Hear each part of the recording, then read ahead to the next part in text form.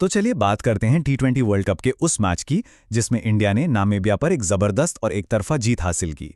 आइए इस पूरे मैच को जरा खोलकर देखते हैं और समझते हैं कि ये शानदार प्रदर्शन हुआ कैसे। सबसे पहले बस इस एक नंबर पर गौर कीजिए, 93। ये कोई छोटा मोटा नंबर नहीं है, ये वो विशाल अंतर था जिससे भारत ने ये मैच जीता। ये एक नंबर ही पूरी कहानी बयां कर देता है कि टीम इंडिया इस मैच में कितना हावी थी।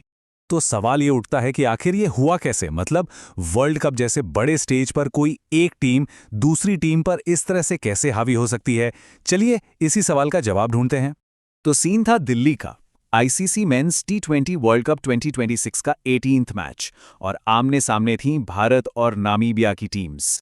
मैच की कहानी शुरू होती है पहली इनिंग्स से, जब भारत ने पहले बैटिंग करने का फैसला किया और सच कहूं तो अपनी ताकत का पूरा प्रदर्शन कर दिया और स्कोरबोर्ड पर टांग दिए पूरे 209 रन।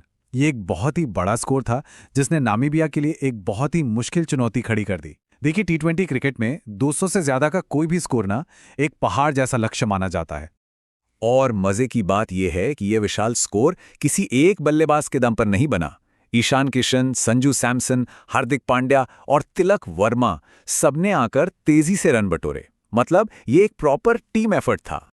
लेकिन हाँ, उस टीम एफर्ट में भी एक परफॉर्मेंस सबसे ऊपर थी, और वो थी ईशान किशन की 61 रनों की पारी, जो उस मैच का सबसे बड़ा इंडिविजुअल स्कोर भी था।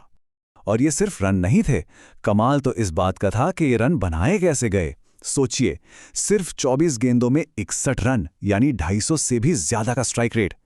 इस तरह की विस्फोटक शुरुआत ने नामीबिया को पहली गेंद से ही बैकफुट पे धकेल दिया और भारत की बड़ी पारी के लिए एक मजबूत नींव तैयार कर दी। तो चलिए अब आते हैं कहानी के दूसरे हिस्से पर।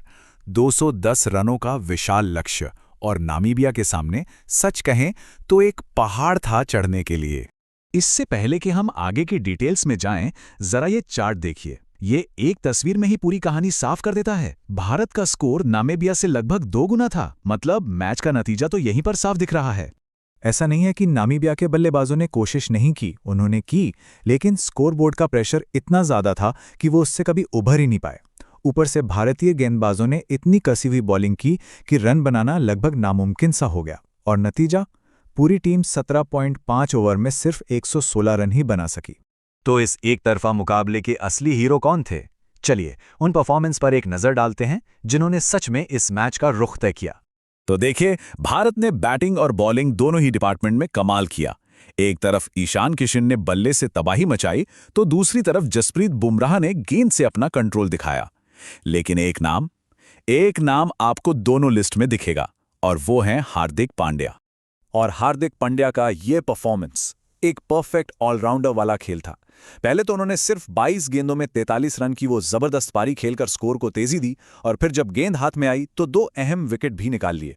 ये जो बैट और बॉल दोनों से कंट्रीब्यूशन था यही शायद मैच का सबसे बड़ा टर्निंग पॉइंट साबित हुआ। तो इन सब दमदार परफॉर्मेंस का नतीजा क्या निकला? चलिए अब फाइनल रिजल्ट पर आते हैं और इस विश्लेषण को समेटते हैं। तो सबसे अहम बात, भारत ने यह मैच 93 रनों के एक बहुत बड़े अंतर से जीता। देखिए, ये एक ऐसी जीत है जो सिर्फ 2 पॉइंट्स नहीं देती, बल्कि टूर्नामेंट में बाकी टीमों को एक बहुत ही मजबूत मैसेज भी देती है कि टीम इंडिया पूरे फॉर्म में है। और यहीं पर आकर एक दिलचस्प सवाल खड़ा होता है, जब कोई टीम इस तरह का डोमिनेटिंग प्रदर्शन करती है तो टूर्नामेंट में उनके आगे के सफर के लिए इसके क्या मायने हैं? क्या ये जीत उन्हें वो मोमेंटम देगी जिसकी उन्हें तलाश है? खैर, ये तो सोचने वाली बात है।